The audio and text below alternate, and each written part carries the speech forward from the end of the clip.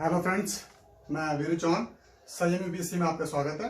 आज हम नागरिकता की अंतिम वीडियो करने जा रहे हैं और आज से सिटीजनशिप हम इस टॉपिक को आज समाप्त कर देंगे।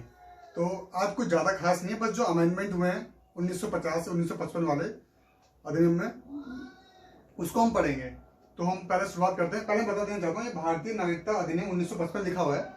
जो मैंने इससे पिछले वाले वीडियो में 5 तरीके बताए नागरिकता लेने के, वो 1955 ही एक तरीके से माना जाता है। वो 1955 का अधिनियम है जिसमें 5 तरीके से नागरिकता ली जा सकती है।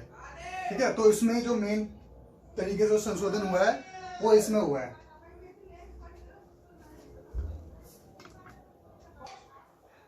ठीक है, तो इस वीडियो को मैं आगे करता हूँ और आगे समझाता हूँ आपको कि कैसे नागरिकता की संशोधन हुए हैं हमारे में। ठीक है, तो क्या नाम है, एनआरआई कौन होते हैं, ओआईसी कार्ड होल्डर कौन होते हैं, ठीक है, पर्सन ऑरिजिन ऑफ इंडिया कौन होते हैं, पीआईओ कौन होते हैं, ये सब मैं बताऊंगा आपको। ठीक है, तो वीडियो का अंत तक देखना। और मेरे को जहां तक लगता है कि ये 3 वीडियो में नागरिकता में है, इसके अलावा आपको नागरिकता कहीं और पढ़ने की जरूरत नहीं पड़ेगी।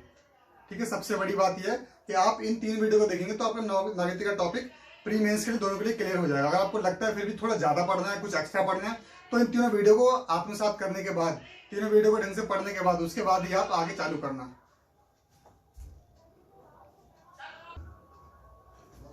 ठीक है, तो हम आगे बढ़ते हैं।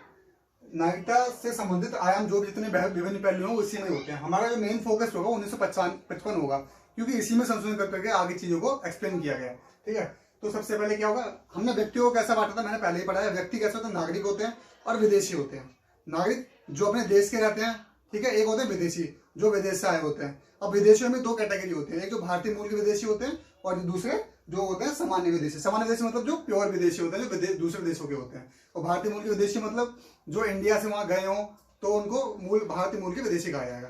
तो भारतीय मूल के विदेशी किन किन को आता है, जिन्हें इंडियन डायस्पोरा कहा जाता है। 1955 में इस चीज को ऐड किया गया था, तभी बताया गया था कि इंडियन डायस्पोरा क्या है। तो मैंने बता दिया आपको कि 1955 जो है वो 5 तरीके जो है वो 1955 है। और फिर उसमें क्या ऐड किया गया था वो बता रहा हूँ आपको, ये किया गया था।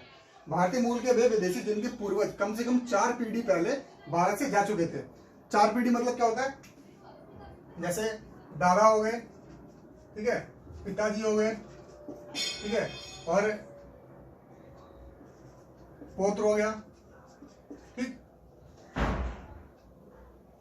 दादा, पिता, इनके पुत्र और फिर इनके पुत्र। कहने का मतलब मैंने एक तरीके से बताया, जैसे कि दादा हो गए, जैसे मेरे दादा हो गए, ये पिताजी मेरे हो गए, फिर मेरी बारी आई पे, और फिर मेरा जो पुत्र होगा वो। तो ये 4 पीढ़ियां हो गई, 1 2 3 4। तो कम से कम 4 पीढ़ी पहले जो जिनके पूर्वज भारत से जा चुके थे उनको इंडियन डायस्पोरा माना जाना, कहने की बात होनी चालू हो गई। जो निकट भूत में भी यानी हाल ही में भारत से बाहर जा रहे बसे थे तो उनको एनआरआई कहने की बात हुई कि इनको हम एनआरआई कहेंगे। तो ये 2 चीजें इसमें कही गई थी। अब आगे पढ़ेंगे भारतीय नागरिकता संशोधन अधिनियम 2003। मैंने संशोधन क्यों बोला, क्योंकि इसमें अब संशोधन होने लग गए थे। इसमें संशोधन था, ये मूलभूत नागरिकता अधिनियम था कि नागरिकता कैसे लेते हैं। जो 5 मैंने बताई थी वो उसमें जो ऐड किया गया था वो। ठीक है, समझ में आ गया 1955 क्या है। इसके बाद 2003 में हमने संशोधन करना चालू किया। अब मैं बताता हूँ 2003 में संशोधन क्या था, आगे देखते हैं।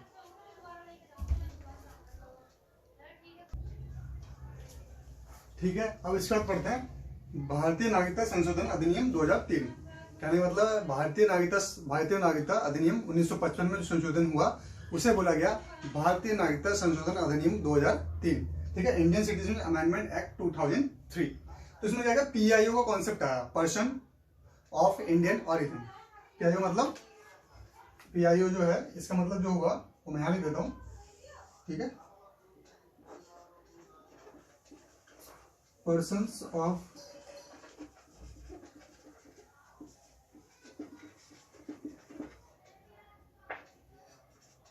Indian origin. ठीक, इसमें क्या बोला गया, जो हमारे देश के मूल निवासी थे उनकी बात की जाए, विदेश में चले गए जो उनकी बात की गई है। इसमें किन किन को नहीं शामिल किया गया ये मैं बता देना चाहता हूं। इस एक्ट में किसी को शामिल नहीं किया, पाकिस्तान, बांग्लादेश, चीन, नेपाल, भूटान, अफगानिस्तान, श्रीलंका के भारतीय मूल के नागरिकों को पीआईओ कार्ड देने का प्रावधान नहीं था। क्योंकि ये लोग, जैसे पाकिस्तान अपने आप को खुद अलग राष्ट्र बनाया इसने, तो उससे बांग्लादेश गया, ऐसे नेपाल अलग हो गया। ठीक है, नेपाल पहले अलग है, जैसे कि म्यांमार था, इनको अपने में अंग्रेजों ने दिया था। ऐसे करके जो जो आसपास के लोग थे उनको नहीं दे सकते थे कार्ड होल्डर, क्योंकि वो कभी भी आ सकते थे, जा सकते थे, इंसर्जेंसी कर सकते थे, देश में कुछ भी उल्टी सीधी हरकतें कर सकते थे। पर आगे कि कुछ देशों के लिए प्रावधान किया गया, कुछ देशों को उसमें छोड़ दिया गया। तो बताता हूँ धीरे धीरे कैसे कैसे सुधार हुए रिश्तों में। पर इनको अभी 2003 में इन लोगों को छोड़ा गया। बाकी लोगों के लिए, जो देश के लोग हैं दूसरे देश के, जिनको छोड़ के उनके लिए मल्टीपल एंट्री वीजा का सिस्टम किया गया। क्यों? 15 सालों के लिए किया गया। उसमें क्या था कि हर 6 महीने पे आपको पुलिस पे रिपोर्ट करानी पड़ेगी, अपनी नजदीकी रिपोर्ट थाने में जाके अपनी बात बतानी पड़ेगी, हाँ मैं इस देश में अभी आया हूँ या अभी गया हूँ। कहने का मतलब है 15 साल तक आपको कोई, एक बार वीजा ले लिया उसके बाद आपको कोई जरूरत नहीं वीजा लेने की, उसी वीजा पे आने आना आप कर सकते हैं। ठीक है, तो इसका सुधार इसलिए था कि बाकी देशों लोगों से वो एनआरआई आए हमारे देश में इन्वेस्ट करें, प्रोत्साहित करें। तो इन जो अगर जो ये जितने देश हैं ये क्या इन्वेस्ट करेंगे, ये खुद हमसे छोटे देश हैं, इसलिए इनको इंक्लूड भी नहीं किया। ये भी एक रीजन रहा होगा। और 2003 में भारतीय प्रवासी दिवस मनाना चालू किया गया था हम लोगों ने, इसलिए हमारा ये काम टारगेट चालू किया गया था। तो इसलिए इन देशों को भी नहीं शामिल किया गया। और जो दूसरे देश हैं वो इन्वेस्ट करें आके एनआरआई डॉलर में आके यहाँ पे इन्वेस्ट करेंगे तो हमारी विदेशी मुद्रा बढ़ेगी। तो वो अलग इकोनॉमी कॉन्सेप्ट है, उसे बताऊंगा मैं बाद में जब इकोनॉमी चालू होगी। पता नहीं अभी कुछ दिनों बाद होगी या कितने टाइम बाद होगी, पहले पॉलिटी खत्म हो जाए। और दूसरे जो 6th क्लास की ज्योग्राफी भी चल रही है इसी चैनल पे, वो भी देख लेना। ज्योग्राफी अच्छी पढ़ाई जा रही है और ज्योग्राफी का एक बेस क्लियर किया जा रहा है, कॉन्सेप्ट क्लियर किया जा रहा है, जो बिल्कुल नया इंसान पढ़ने के लिए आएगा उसको भी आराम समझ में आ जाएगी। ठीक है, आते हैं टॉपिक पर वापस। तो इसमें क्या किया गया, 6 महीने के लिए नजदीक पुलिस स्टेशन में रिपोर्ट करनी होगी, बस ये प्रावधान था। और 15 सालों के लिए आप एक बार वीजा लेके मल्टीपल बार आ जा कर सकते हैं। मतलब 10 साल में आप आए, 1 साल के लिए आए, तो एक 6 महीने पे आपको रिपोर्ट करनी पड़ेगी नजदीकी पुलिस स्टेशन पे, अपना ब्यौरा देना पड़ेगा। फिर अगले 6 महीने बाद करना है, तो साल में 2 बार देना पड़ेगा अगर 1 साल आप रुकते लगा था।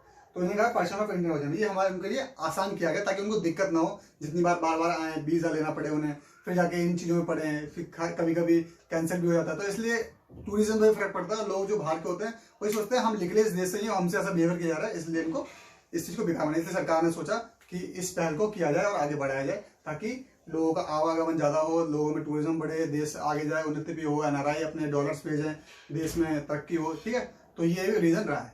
ठीक है, आगे बढ़ते हैं 2005 का सिटीजन अमेंडमेंट एक्ट।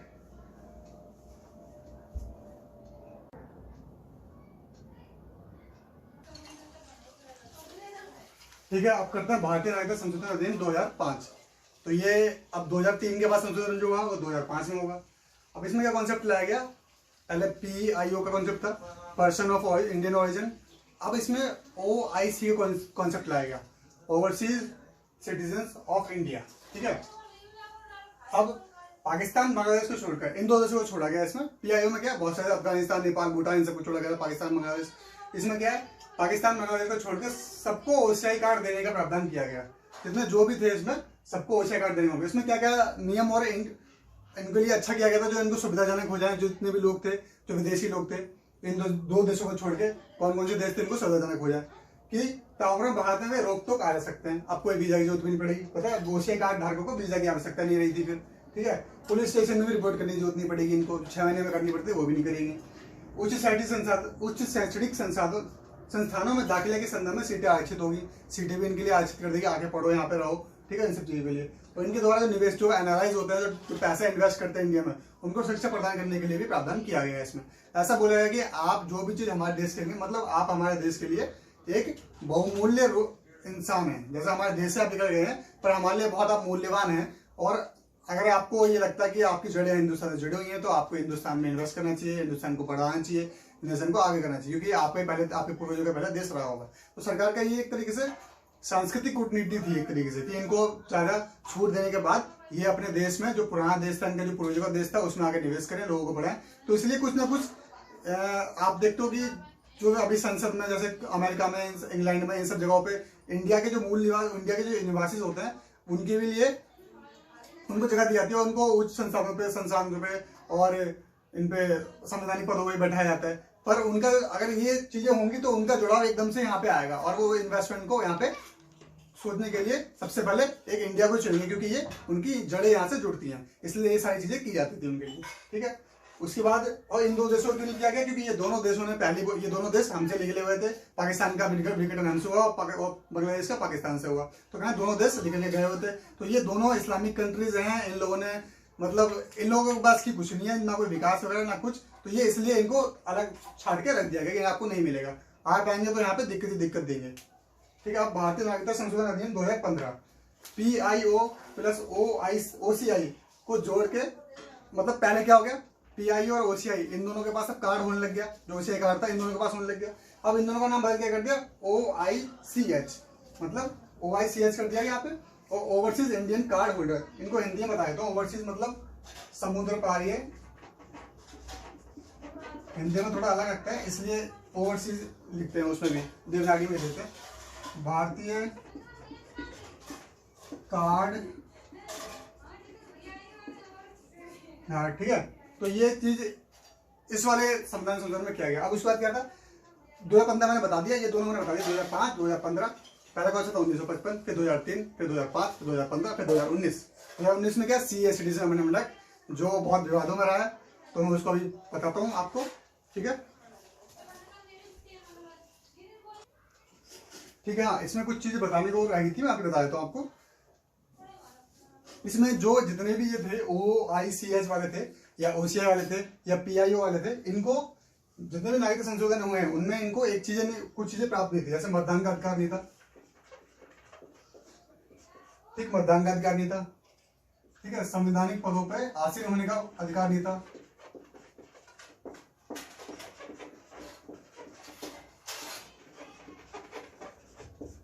आसीन होने का अधिकार, ठीक। लोक नियोजन के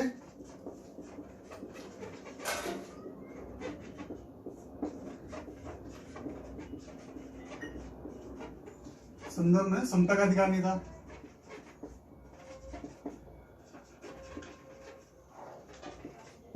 अगर ये इन सब चीजों को इन लोगों को प्राप्त हो जाएगा, फिर हमें और इनमें अंतर क्या रह जाएगा, फिर किस बात क्या ना रहेगा, तो ये हमारे हम ही बन जाएंगे। इसलिए सरकार ने इनके लिए चीजें रखी गई हैं, जिसमें कि इन तीन चीजों का इनको अधिकार नहीं था, मतदान देने का, वोट डालने का अधिकार नहीं था, ठीक है। और लोक नियोजन में समता का अधिकार, मतलब नौकरी वगैरह होती है इन सब में उनको अधिकार नहीं मिलेगा, और किसी भी संवैधानिक पद पे वो नहीं जा सकते। राष्ट्रपति, ठीक है, राष्ट्रपति, प्रधानमंत्री, जितने भी जैसे संवैधानिक पद होते हैं उनमें ये नहीं जा सकते। तो इसलिए ये तीन चीजें रखी थी, उनके पास अधिकार नहीं थे। बाकी चीजें इनको हमारे से लगभग प्राप्त थी, पर कुछ चीजें, कुछ आर्टिकल्स ऐसे हैं जो भारतीय को प्राप्त है, जो हिंदुस्तानी है, नागरिक जहाँ के हैं देश के, उनको प्राप्त है, विदेशियों को नहीं प्राप्त है, चाहे आने वाले कोई भी हो, ठीक है। तो वो हम तब पढ़ेंगे जब मैं पढ़ाऊंगा फंडामेंटल राइट्स, ठीक है। अभी हम इसको करते हैं। अब आते हैं सिटीजनशिप अमेंडमेंट एक्ट 2019, ठीक है।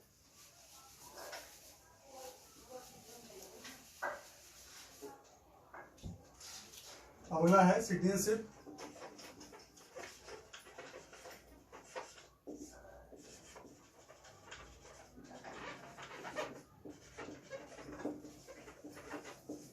ये आपको पता करना चाहिए क्योंकि ये बहुत चर्चा में रहा है और पेपर ही बनने के चांस हैं।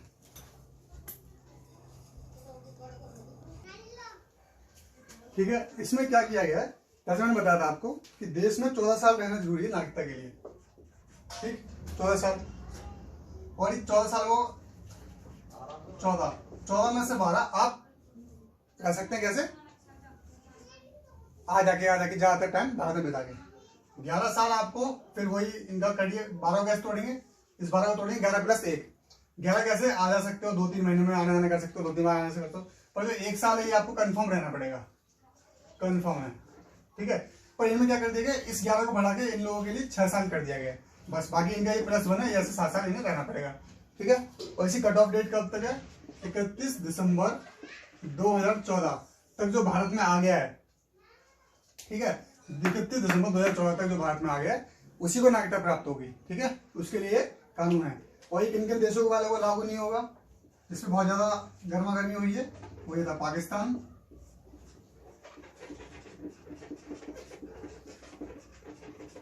अफगानिस्तान,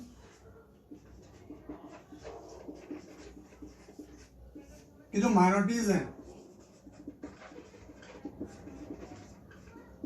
ठीक है, माइनॉरिटीज हैं उनको ये छूट मिलेगी 6 साल की। बाकी अब वहां पे जो माइनॉरिटीज होगा उसको मिलेगी, सीधी सी बात है। और इन तीनों देशों ने अपने आप को वैसे भी पाकिस्तान, अफगानिस्तान और बांग्लादेश, इन लोगों ने अपने आप को मुस्लिम राष्ट्र घोषित कर रखा है, ठीक है। तो इसलिए वहां पे माइनॉरिटीज कौन होगी, हिंदू, जैन, सिख, दिगाई, मुसलमानों को छोड़ के सब वहां पे माइनॉरिटीज होंगे। बवाल ये मचा कि जो मुसलमान है पाकिस्तान में वो भी पीड़ित हैं, पर जो मुसलमान का देश है उसमें एक तो चलो पीड़ित है मैंने मान लिया, पर अगर हम ये यहाँ पे मुस्लिम लाए थे, यहाँ पे माइनॉरिटीज, माइनॉरिटीज मतलब हिंदू, सिख, बौद्ध, जैन, पारसी,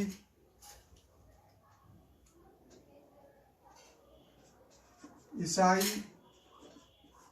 1 2 3 4 5 है, ये 6 धर्म के लोग हैं जो माइनॉरिटीज में होंगे। ठीक है, तो अगर यहाँ पे मुस्लिम में हम ऐड कर देंगे तो यहाँ के सारे लोग जितने हैं भरभरा के आ जाते उन लोगों की ऐड करते हैं जो जितने आ चुके हैं, रहना चाह रहे बांग्लादेशी हैं, रोहिंग्या हैं, उनको भी रखना पड़ता। ठीक है, दिक्कत यहाँ कब आती है, दिक्कत इस बात की आती है, सब लोग ये करेंगे समानता के अधिकार पे करना चाहिए, पर मेरा मानना है कि ऐसी समानता भी क्या है जो देश को धर्मशाला बना दे। समानता तब होगी ना तो किसी देश में इंसान रह रहे हो, उनको तुम जानवरों को अपने देश में बुलाओगे, जो वहां पे जो पीड़ित आगे बेचारे यहाँ 6 साल से रह रहे हैं उनको तुम नागरिकता देने के लिए बोलोगे नहीं इनमें बराबरी होनी चाहिए। बराबरी क्यों होनी चाहिए? बराबरी का बेस तब बनता जब सरकार उन लोगों को नागरिकता देती ही नहीं। कितने अहमदिया मुसलमानों ने नागरिकता के लिए अप्लाई किया? नहीं किया ना। इनको क्या छूट दिया? 11 में से 6 तो छूट दिया रही है। अगर आपको देश का नागरिक बनना है हिंदुस्तान का तो आइए हिंदुस्तान में, ये साल पूरे कीजिए 11+1। आपको कोई मना थोड़ी है, चाहे आप किसी भी देश के मुसलमान हो, कोई भी हो, आपके लिए साल ज्यादा है, बस 5 साल ज्यादा है, उनके लिए छूट है क्योंकि आपने इतना प्रताड़ित कर दिया उन लोगों को, तो छूट तो मिलनी चाहिए, इसमें कोई दौड़ नहीं है। और कभी कभी जो किताबें और संविधान से हटके बात कर लेनी चाहिए इंसान को, जो एक जानवर और इंसानियत वाली बात हो, वरना ये खामा खा की ढोंगबाजी पसंद नहीं है, बेकार ही है ये। इंसान को जब आपको बोला गया कि हमारे देश में प्रावधान है सबके लिए, ठीक है, और हमने इन लोगों के लिए, क्योंकि आपने इतना इनको सता दिया है, अपने धर्म के अनुसार शादी नहीं कर सकते, अपनी रीति रिवाज नहीं अपना सकते, अपने कोई भी धार्मिक कर्मकांड नहीं कर सकते, तो उस देश में वैसे लोगों को कौन पना देगा? एक हिंदुस्तानी तो है जो हिंदुओं के लिए है, बाकी किसी देश का नहीं है, यही पना देंगे इनको। पना क्यों देंगे? क्योंकि ये कुछ जब देश आजाद हुआ तो वहां चले गए, इन्होंने सोचा कि सब लोग ऐसे ही आ जाता, हमारी जमीन वहीं है तो हम वहीं रहेंगे। और गांधी, नेहरू का और लियाकत पैक्ट भी हुआ था, नेहरू लियाकत पैक्ट हुआ था, तो उसमें क्या था? उसमें यह बोला गया था कि अगर आपके देश के किसी मुसलमान को, हिंदुस्तानी मुसलमान को कोई भी दिक्कत होती है थोड़ी बहुत, तो यहाँ कभी भी आ सकते हैं, और हमारे यहाँ पे जो माइनॉरिटीज है उनको कोई भी दिक्कत हो कभी भी आ सकते हैं। माइनॉरिटीज बोला था उन्होंने, तो उन्होंने क्या नाम है, मनमोहन सिंह ने भी ये बिल लाने की कोशिश करी थी पर वो ला नहीं पाए। पर ये बिल जो आया ये ऐसा देगा संजीवनी बूटी बन के इन लोगों के लिए जो हिंदुस्तान में आकर रह रहे हैं, ऐसे शरणार्थी उनके रह रहे हैं ना, उनको कुछ अधिकार हैं, रोजी रोटी भी इनको से, अगर कोई काम पे रखेगा उनको जानता है कि ये ऐसे लोग हैं शरणार्थी हैं तो उनको कम पैसे, मतलब जीवन एक मानव का जीवन नहीं जी पा रहे थे। और जो पाकिस्तान के मुसलमान हैं उनको लगता है अंधिया मुसलमान को, किसी मुसलमान को कि उनको वहाँ पे शोषित किया जाता है, उनको वहाँ पे दिक्कत दी जाती है। तो आप इस कंडीशन पूरा कीजिए 11+6, आपको ये नहीं मिलेगा और मिलना भी नहीं चाहिए। सच बिल्कुल सही डिसीजन है, इसमें कोई दोहराई नहीं है, किसी के अंदर लॉन्ग रिपीट नहीं होनी चाहिए। ये खाम खा के वो लोग हैं जो कोचिंग में ऊपर आके बोल सकता है कि मेरे बेस बिगड़ेगा, मेरे बच्चे बिगड़ेंगे, कोई धर्म में नाराज होंगे। क्यों? उस धर्म के बच्चों में दिमाग नहीं है क्या? वो भी तो समझ सकते हैं कि यहाँ पे क्या हो रहा है। जब जिस देश की माइनॉरिटीज की पॉपुलेशन 30% थी और 2-2% पहुंच के जा रही है, तो क्या उनको का आसमान निकल जा रहा है? ये देखने वाली बात है कि नहीं? हमारे यहाँ तो बढ़ गए, हमारे यहाँ 3 से 21 हो गए। कैसे हो गए? हमने नहीं अत्याचार किया, हमने समानता अधिकार दिया, हमने धर्म नहीं रखा देश का, हमने धर्म तो छोड़ो, हमने पंथ नहीं रखा, हम पंथ निर्देश बोलते अपने आपको। फिर ये चीजें देखने वाली है, इनको ये समझने वाली बात है कि हाँ ये सरकार का, और इसमें कोई हिंदुस्तान के मुसलमान से कोई खतरा नहीं है। अभी तक मैं बोल रहा हूँ इतने साल हो गए लागू हुए इस एक्ट को, 1 साल हो गया लगभग, कितने भारत के मुसलमानों पे नागरिकता पे खतरा आया? एक भी मुझे आगे बता दे कि हाँ ये पेपर आया हमारे पास कि आप देश को छोड़ के निकल जाओ, नहीं आया ना। ये सारी गुमराह करने की बात है। ये जो राजनीति आप समझनी चाहिए, जो सरकार के पक्ष से हैं, जो अच्छे हों उनको आपको मानना चाहिए और हमेशा लोगों में फैलाना चाहिए, एक पढ़े लिखे सज्जन होने के नाते, देश के नागरिक होने के नाते। ठीक है, तो ये एक्ट इतना ही बोलता है। और इसके आगे इस एक्ट में कुछ ऐसा नहीं था बवंडर, जो इतना मचाया गया था बवंडर, बस जिनको ठोक पीट के ठीक कर देगा ठीक भी हो गए, कोई दिक्कत नहीं है। खाम आके धरने पड़े से कुछ नहीं है, हमारी नागरिकता जा रही है, ये वो भेदभाव। अरे भेदभाव भैया देश का संविधान देश के लोगों पर लागू होता है, ना कि हर किसी के लिए हम वही चीज लागू कर देंगे। कैसे लागू कर देंगे? जब भेदभाव नहीं कर रहे तो आप दूसरे देशों को बनाओ ना यहाँ पर राष्ट्रपति, फिर क्यों नहीं बनाते हो? भेदभाव नहीं करना तो नहीं हो सकता ना ऐसा, इसलिए। और दूसरी बात, आर्टिकल 11 में लिखा हुआ है कि देश की संसद को नागरिकता के ऊपर कानून बनाने का पूरा अधिकार तो कानून बना दिया उसने, वो कोई गलत कानून नहीं है, उनको सही कानून है। ठीक है, बाकी आपको थोड़ा सा पेपर में आया तो ये लिखना हो कि अगर इनमें क्या नाम है उनको, हाँ श्रीलंका के तमिल के मुद्दों को उठा लेते और अहमदिया मुसलमान, तो उनमें लगता है हाँ इनको भी थोड़ा सोचना चाहिए, इनके बारे में जानना चाहिए, पर पूर्ण रूप से इसके पक्ष में होना चाहिए। और अहमदिया और तमिल के जो हिंदू हैं उनके ऊपर भी थोड़ा सा देखना चाहिए सरकार को, उनके लिए कुछ कानून बनाना चाहिए। बस ये पक्ष थोड़ा नेगेटिव चला जाएगा, बाकी सारे पक्ष पॉजिटिव है, इसमें कोई ना नुकर वाली बात नहीं। अगर ये असंवैधानिक होता तो चुनौती दे देते हैं इसमें और खारिज हो चुका होता। कोई असंवैधानिक नहीं है, सबको पता है संवैधानिक है। ठीक है, अब आगे करते हैं कि भारतीय प्रवासी दिवस कब मनाया गया था, ये बताता हूँ कब तक क्या था।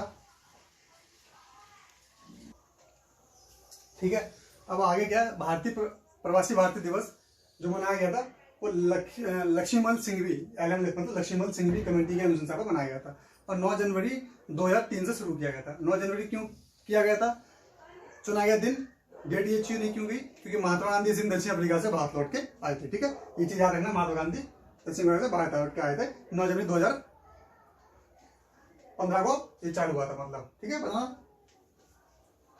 सॉरी 2015 को नहीं, 1915 को दक्षिण अफ्रीका से लौट के महात्मा गांधी भारत आया था दक्षिण अफ्रीका से लौट के। ठीक है, इसलिए 9 तारीख हमने 9 जनवरी चुनी।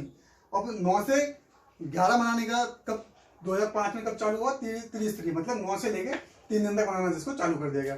और 2019 में वाराणसी में मनाया गया 21 से 23 तारीख को। क्यों, क्योंकि इस टाइम पे कुंभ था, कुंभ की हम भव्यता दिखाना चाहते थे जो हमारे आने आए थे, क्योंकि जो हमारे बहुत से विदेशी हैं वो ऐसे रिचुअल से जुड़े हुए हैं हिंदुस्तान के, अभी भी मानते हैं कुंभ है, ठीक है, मेले हैं, ये सब तो इन चीजों को मानते हैं। इसलिए उन्होंने सोचा कि इस बार ये वाराणसी मनाया जाए, 21 से 23 तारीख को डेट चेंज कर दी गई, जिससे हम कुंभ की और गणतंत्र दिवस की भव्यता दिखा सकें। 26 तारीख को गणतंत्र दिवस भी मनाया जाता है और 15वां था 2019 में, 15वां था ये। ठीक है, और पहली बार बाहर का मनाया गया 2018 में सिंगापुर में मनाया गया। प्रवासी दिवस से बाहर ही मना सकते हो, कोई दिक्कत नहीं है इसमें। ठीक है, इसलिए इस बाहर ही मनाया गया। अब नागरिकता यहाँ होता है आपका समाप्त। अब नागरिकता के मैं आपको 3, 4, 5 जो भी क्वेश्चन है वो दे देता हूँ, आप अपने लिखना आराम से और चेक करना अपने आपको कि वैसे आप सहज महसूस करेंगे इन क्वेश्चन पे, जब मैं दूंगा इनको सहज महसूस करेंगे। जो क्वेश्चन दिए जा रहे हैं आप उनको लिखेंगे तो आपको पता लगेगा कि हाँ ये क्वेश्चन सही है। ठीक है, और आप इन्हें सॉल्व कर सकते हैं। ठीक है, तो ये कुछ क्वेश्चन है जो नागरिकता के हमारे चैप्टर के बेस पे हैं। ठीक है, तो वैसे जो मैंने क्वेश्चन लिखे हैं आप इनको पढ़ोगे, स्क्रीनशॉट लोगे तो स्क्रीनशॉट ले लीजिएगा।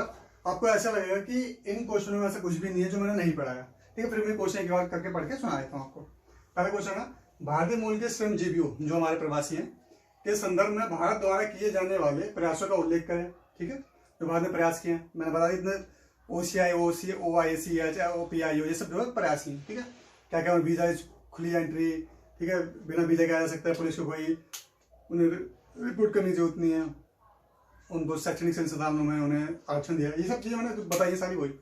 ठीक है, साथ ही साथ यह भी बताएं कि यह प्रयास कहाँ तक लाभप्रद सिद्ध हो सकता है। कहाँ तक लाभप्रद सिद्ध होता है, देश में इन्वेस्टमेंट आएगी, लोग आएंगे, समझेंगे, जानेंगे, अपने देश का कल्चर बढ़ेगा। ठीक है, जुड़ाव होगा। भारतीय नागरिकता प्राप्ति का उल्लेख करें, जो मैंने 5 तरीके बताए हैं। तो 1955 में भारतीय नागरिकता संशोधन, भारतीय नागरिकता अधिनियम 1955 में जो चुना। कोई भारतीय नागरिक किन आधारों पर भारतीय नागरिकता से विमुख हो सकता है, 3 बताए हैं, 3 तरीके बताए हैं जो मैंने, उसके तरीके से कह विमुख हो सकता है। ठीक है, उसके बाद प्रवासी भारतीय दिवस से आपका क्या तात्पर्य है। ठीक है, प्रवासी भारतीय दिवस से क्या तात्पर्य है तथा इसे हम क्यों मनाते हैं। महात्मा गांधी आए थे, ठीक है, 9 जनवरी 1915 को, इसलिए मनाते हैं दक्षिण अफ्रीका से। यह भी बताएं कि वर्ष 2019 का प्रवासी भारतीय दिवस पिछले अन्य भारतीय प्रवासी दिवसों की तुलना में किस प्रकार भिन्न था, क्यों वाराणसी मनाया गया था। कुंभ को हम अपने देश की भव्यता दिखाना चाहते थे, कुंभ दिखाना चाहते थे और गणतंत्र दिवस की परेड दिखाना चाहते थे, इसलिए अलग था।